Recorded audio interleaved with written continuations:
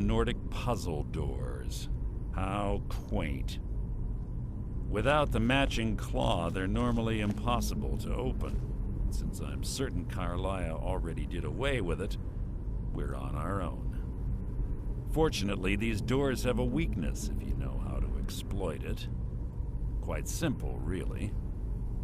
Carlia's close, I'm certain of it. Now let's get moving.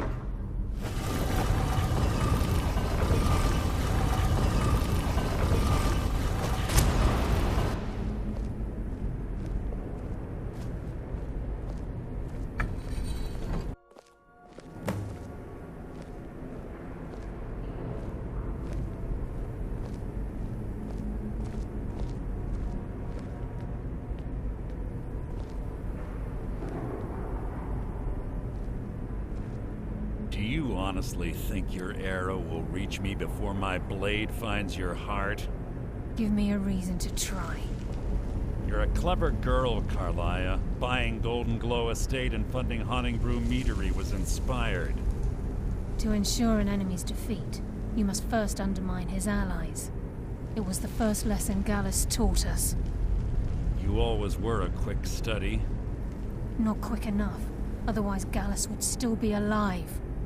Gallus had his wealth and he had you. All he had to do was look the other way. Did you forget the oath we took as Nightingales? Did you expect him to simply ignore your methods? Enough of this mindless banter. Come, Carlia. It's time for you and Gallus to become reunited.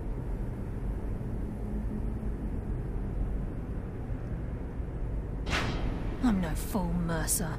Crossing blades with you would be a death sentence, but I can promise the next time we meet, it will be your undoing.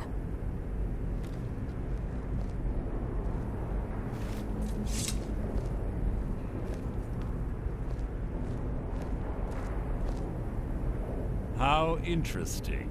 It appears Gallus's history has repeated itself.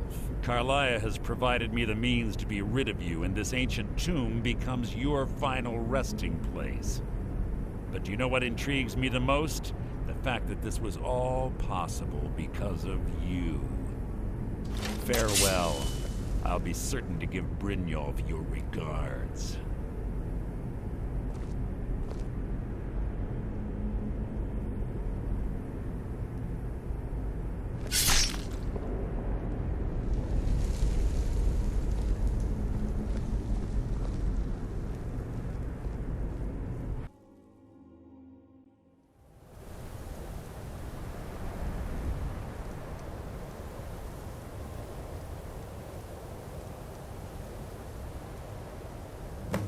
Easy. Easy. Don't get up so quickly. How are you feeling? No, I saved your life. My arrow was tipped with a unique paralytic poison. It slowed your heart and kept you from bleeding out. Had I intended to kill you, we wouldn't be having this conversation.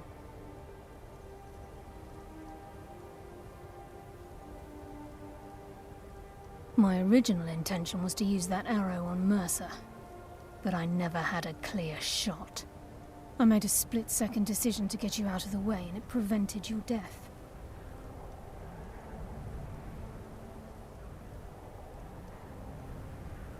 More than you'll ever realize. The poison on that arrow took me a year to perfect. I only had enough for a single shot. All I had hoped was to capture Mercer alive.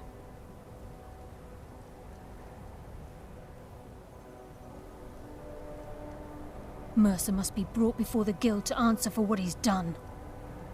He needs to pay for Gallus's murder. My purpose in using Snowvale Sanctum to ambush Mercer wasn't simply for irony's sake.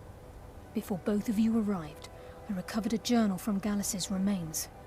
I suspect the information we need is written inside. I wish I knew. The journal is written in some sort of language I've never seen before. Enther. Gallus's friend at the College of Winterhold. Of course.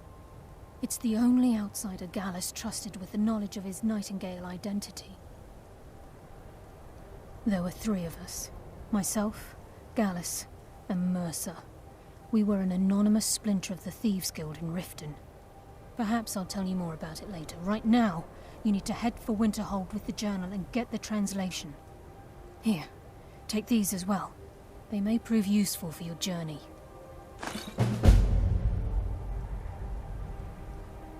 Remember, speak only to Ethan. Trust no one else.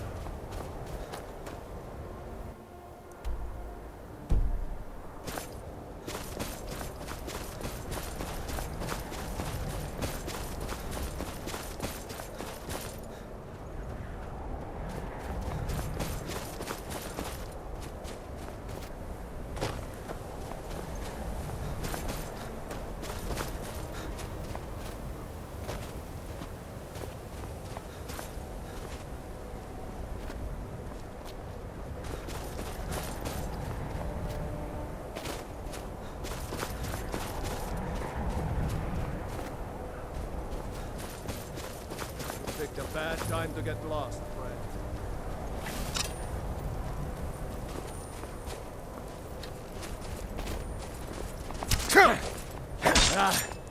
The bite of a flea!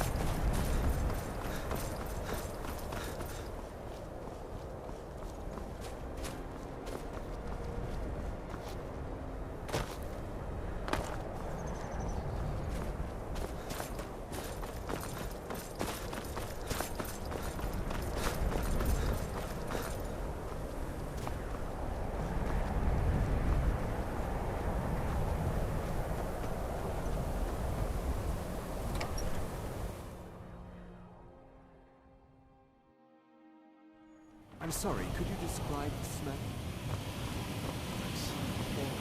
Can I help you with anything else? Carlia. Then she's finally found it. Do you have Gallus's journal? No problem. Let me see it. Ah, this is just like Gallus. A dear friend, but always too clever for his own good. He's written all of the text in the Falmer language. No. However, I know someone who might. The court wizard of Markarth, Calselmo, may have the materials you need to get this journal translated. Word of warning. Calselmo is a fierce guardian of his research. Getting the information won't be easy. In the time before man, they were known as the Snow Elves. They lived in the sunlight and had a very prosperous society. Like the Altmer? Yes, I would say their culture quite possibly rivaled our own. The Nords went to war with the Falmer in the First Era, killed them by the thousands to drive them from their snowy homeland.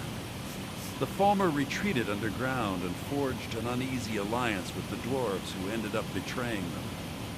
This betrayal made them what they are now, horrible, blind monstrosities with a burning hatred of any but their own kind. Why shouldn't I? The Falmer have killed more than a fair share of my acquaintances. They're animals. They show absolutely no pity or remorse. If you wish to learn more about them, you're welcome to my tome on the subject. It should be on my table. Calselmo is stubborn as a mule. Be careful when you speak to him.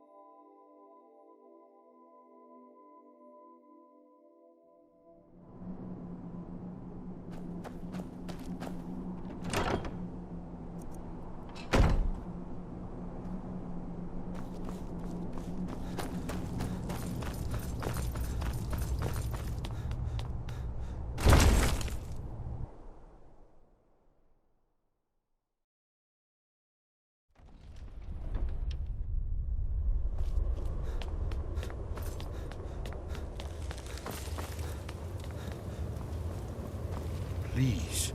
Delphine has been very worried about you. We heard the news from Whiterun that you left the city on the back of a dragon. That's a little showy, even for you. Since you're still alive, I assume you have good news to report. Gods above, that's better news than I had hoped. When you walked into my inn that day, I never imagined where it would all lead. Dragons out of legend, Sovngarde.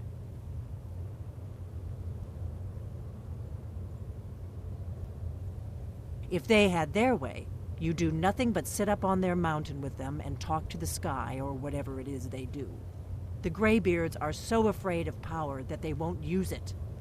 Think about it. Have they tried to stop the Civil War or done anything about Alduin? No. And they're afraid of you, of your power. Trust me, there is no need to be afraid. Think of Tiber Septim. Do you think he'd have founded the Empire if he'd listened to the Greybeards? You've done it. Just as the prophecy said. I knew you would do it. I believed in you, and yet I still didn't think I'd live to see this day.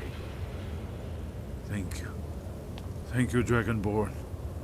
You've done a great service for us all. There's still the matter of Paarthurnax. I'm not ungrateful for what you've done. Esbern speaks for both of us. But our oath as blades binds us. Paarthurnax must die. There's no excuse now that Alduin is dead. I'm afraid she's right. I'm deeply sorry that this has to come between us. But just as Paarthurnax's later deeds do not expiate his crimes, your deeds do not allow us to ignore our duty. I hope you will return to us soon with the news that justice has finally been done with Both Alduin and Paarthurnax dead, a dark chapter in history will finally be